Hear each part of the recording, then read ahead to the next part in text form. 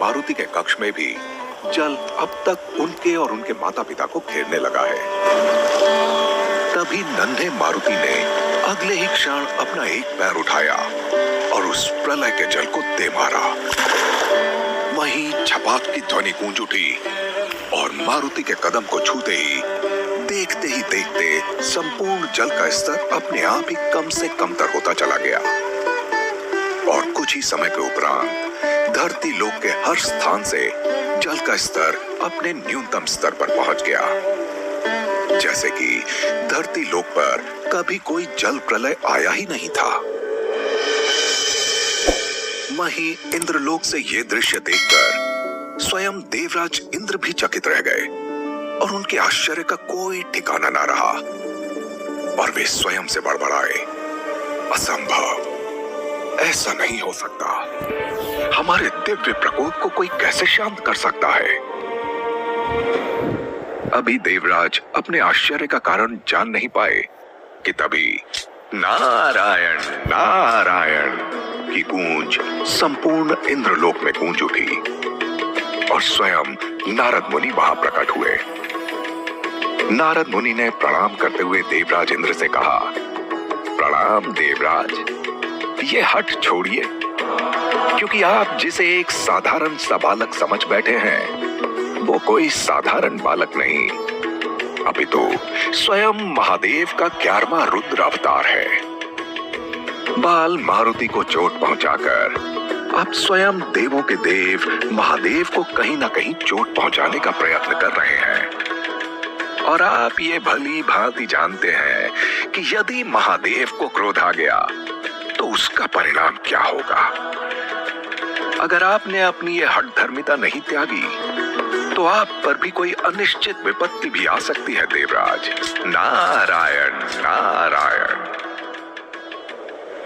नारद मुनि की ये चेतावनी सुनकर स्वयं देवराज इंद्र भी आश्चर्य में पड़ गए और उन्होंने इस बारे में विचार करते हुए कहा, यदि ऐसा है तो फिर हमें इस विषय में पुनः एक बार सोच लेना चाहिए। और ऐसा कहकर उन्होंने इस विषय में अपने हाथ पीछे की ओर खींच लेने का निश्चय कर लिया। कुछ वर्षों उपरांत कुरु साम्राज्य में नन्हे से मारुति अपने नन्हे नन्हे पैरों से पूरे राजमहल में खिलखिलाते हुए घूम रहे हैं। उनके नेत्रों में मासूमियत विराज रही है, ललाट पर एक आभा ज्योत की तरह जगमगा रही है एवं उनकी दंतुरित मुस्कान के कारण महाराज केसरी का संपूर्ण राजमहल चहक उठा है। जहां जहां नन्हे मारुति के कदम पड़ते जाते हैं वहां का वातावरण स्वयं सुंदर हो उठता है। दुख एवं पीड़ा स्वतः ही मिट जाते हैं। वहीं महादेव की प्रतिमा के आगे एक थाल में कई सारे लड्डू रखे हुए हैं और माता अंजनी अपनी आंखें बंद करके प्रार्थना कर रही हैं। एवं वे जब भी अपनी आंखें खोलती हैं उन्हें प्रत्येक बार थाल में से कई लड्डू नदारद दिखाई देते हैं और इसलिए वे इस बार अपनी आंखें बंद ही नहीं करती हैं और देखते ही देखते अपने आप वहां थाल में से एक एक कर लड्डू गायब होते चले जा रहे हैं। ये देखकर माता अंजनी प्रसन्न हो जाती हैं एवं महादेव की प्रतिमा को देखकर पूछती हैं, महादेव, क्या आप स्वयं ये लड्डू खा रहे हैं? अभी माता अंजनी ने ये प्रश्न पूछा ही होता है कि उन्हें प्रतिमा के पीछे से किसी के चपर चपर मुंह चलाने की आवाज आती है, जिसके कारण माता अंजनी प्रतिमा के उस ओर जाकर देखती हैं जहां बाल मारुति के पूरे शरीर पर लड्डुओं का चूरमा लगा हुआ है और वहीं वे एक लड्डू अपनी मुट्ठियों में भींचे हुए आनंद के साथ स्वाद लेकर खाते जा रहे हैं। ये देखकर माता को नन्हे मारुति पर गुस्सा भी आता है, परंतु उनका प्रेम भी उनके चेहरे पर साफ दिख रहा है। माता अंजनी ने झूठ मूठ का क्रोध दिखाते हुए कहा, मारुति, ये भोग महादेव के लिए है।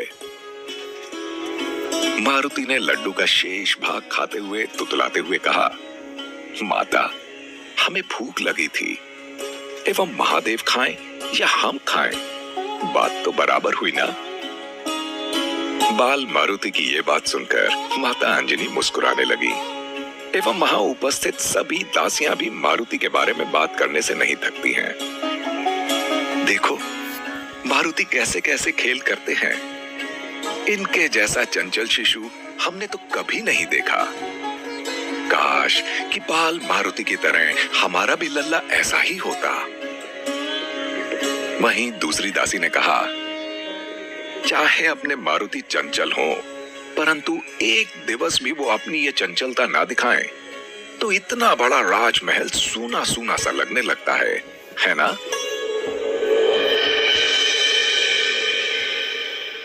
जहां रावण के कुकृत्य और राक्षसी प्रहार के कारण संपूर्ण धरती लोक पर जो पीड़ा और अशांति की दोहरी चोट लगी थी, वहीं मारुति के जन्म के पश्चात ही समस्त स्थिति स्वयं ही परिवर्तित होने लगी और सारा जग खुशी के भाव सागर में झूमने लगा है। संपूर्ण धरती लोक की जैसे काया पलट होने लगी।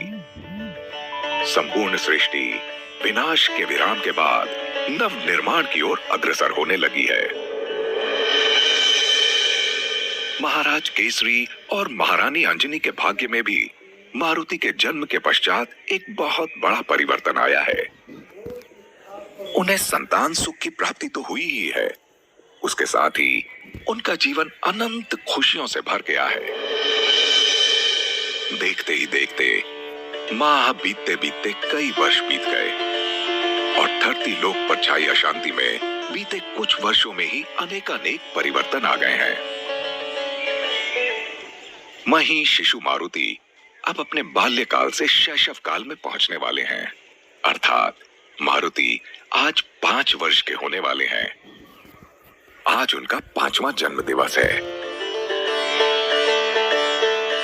वहीं पूरे राजमहल में मारुति के जन्म दिवस को लेकर पूरे उत्साह के साथ तैयारियां चल रही हैं। भांति भांति के पकवान और मिष्ठान बनाए जा रहे हैं।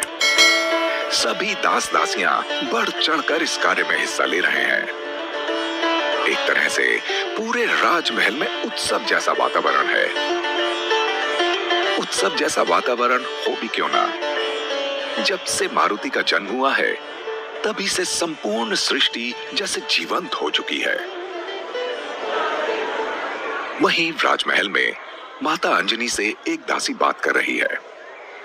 महारानी, मारुति हमारे हाथों से बना कोई खाना नहीं खाते हैं और पूछने पर शिकायत करते हैं। कहते हैं हम केवल अपनी माता के हाथ से बना भोजन करते हैं। इस बात को सुनकर माता अंजनी के चेहरे पर एक मृदु मुस्कान आ जाती है। माता अंजनी उस दासी से कहती हैं, मारुति ऐसे ही तो हैं, अपनी माता के बिना कुछ भी नहीं करते। अब देखो ना, दिन निकल आया है। सूर्य देव ने आकर पूरी सृष्टि में उजाला कर दिया है। दिन निकल आया है। सूर्य देव ने आकर पूरी सृष्टि में उजाला कर दिया है, परंतु जब तक हम मारुति के समक्ष नहीं जाएंगे तब तक वो उठते ही नहीं हैं। इतना कहकर माता अंजनी अपने हाथ में आरती का एक थाल लेकर मारुति के कक्ष की ओर बढ़ने लगती हैं। परंतु ये क्या, जैसे ही माता अंजनी शिशु मारुति के कक्ष में पहुंची, वहां मारुति तो क्या उनकी परछाई तक नहीं है। माता अंजनी अपने हाथ में थाल लिए आश्चर्यचकित रह गईं और पूरे कक्ष में बाल मारुति को ढूंढने लगी, लेकिन वाकई में शिशु मारुति पूरे कक्ष में नहीं है। इसलिए माता अंजनी सोचने लगी, ऐसे कैसे हो सकता है, मारुति को तो यहीं होना चाहिए था। अगर मारुति यहां नहीं है तो फिर कहां है?